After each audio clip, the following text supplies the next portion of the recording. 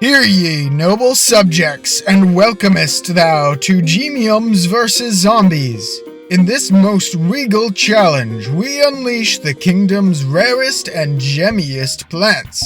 Mighty gemiums purchased with precious gems upon the foul undead hordes. If thou knowest not the nature of this challenge, cast thine eyes upon the first episode in the upper righteth corner for the fullest rules. Otherwise remaineth here a while for a swift refresher spoken in a far less ridiculous accenteth. Only gemium plants, no power-ups, skip special levels, don't touch pre-planted plants. Before we begin, I'll remind you that your feedback is very appreciated. Thank you. Now to the Dark Ages. As you can imagine, no sun above, no sun falling from the sky. How are we making our sun? Unfortunately, very few levels in this world are possible with just gemiums. However, I will be giving each level my best with no sun producers, and it may surprise you just how many levels are actually possible. After I've determined that it is either impossible or simply impractical to complete a level with no sun producers, I will allow a single sun producer on screen at a time. Night 1 already seems tough. There isn't a lot I can do, but it just so happens that a single ghost pepper can take out a gravestone. This is at least 25 sun positive trade. If I can break more than one at once, then it's even more lucrative. Ghost pepper has a second use here as well. If a gravestone is already damaged, ghost pepper can destroy it before expiring, meaning I can shovel it up for a sun return in addition to the 100 sun from the grave. This returns 35 sun to my bank, meaning this is a highly efficient way for me to acquire sun, making ghost pepper essentially only cost 40 sun. Using the ghost pepper on the gravestones during night 1 yields just enough sun to afford 2 kiwi beasts, which can cover all 5 lanes, as long as they're cone heads or weaker. Sometimes one might slip by, but there's usually a good chance we can handle it. On the next night, we use a similar strategy, this time with a little more thoughtful placements that use knowledge of the gravestone placements to get extra sun.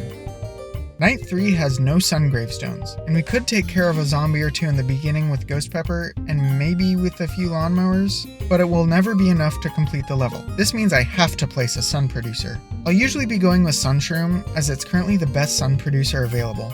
Using this sun shroom in combination with a few ghost peppers, we can stall for enough time to get a kiwi beast and use one of our accumulated plant foods on it. From there, we have ghost peppers for cleanup and the kiwi beast for damage dealing. Of course, we will have to do it all again when this happens. Take 2. The conveyor belt on the next night does provide us with a hypno shroom, meaning it might be possible. With close management of placement and timing and plant foods, the level actually isn't too hard. Night 5 gives us just barely enough sun gravestones to get 1 kiwi beast down, and it's a struggle for the rest of the level. By the skin of my teeth, I take out the last zombie and live to see another day, or night for that matter. We get to use 2000 sun on night 6 because it's a last stand level. Naturally, we're back to our old antics, and my only extra sun used is just to speed things up. Night 7 gives us no chance without a sun producer.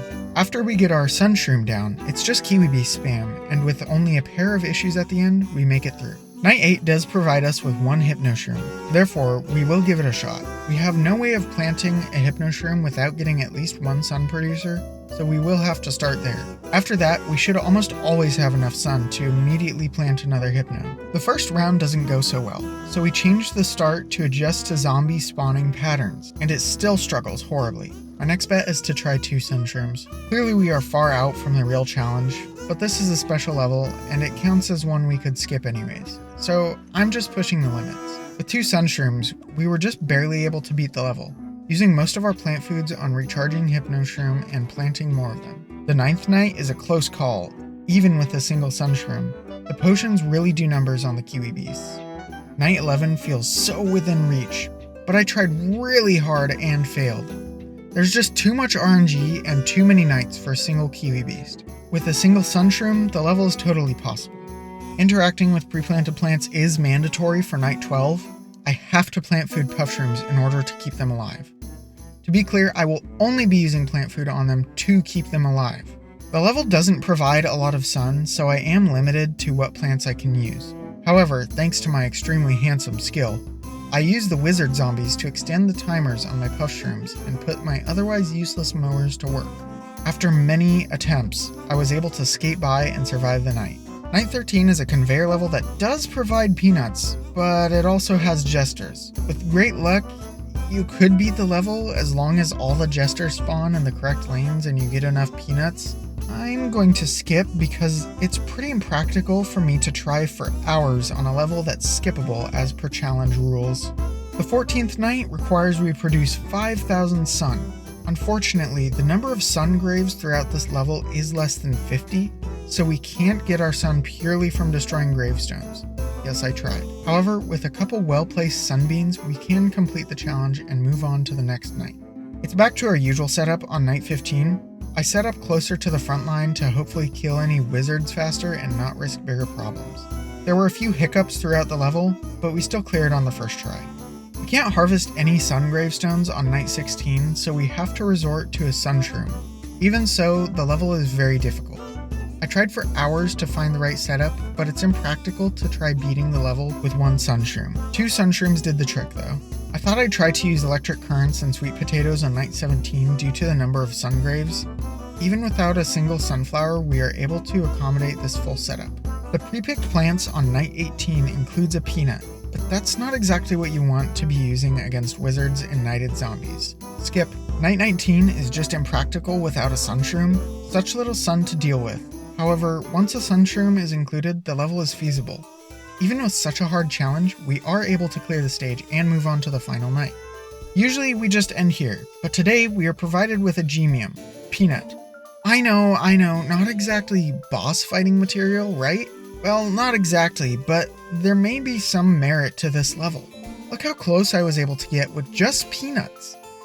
That's halfway with a full plant food stockpile. With perfect luck, this may be possible.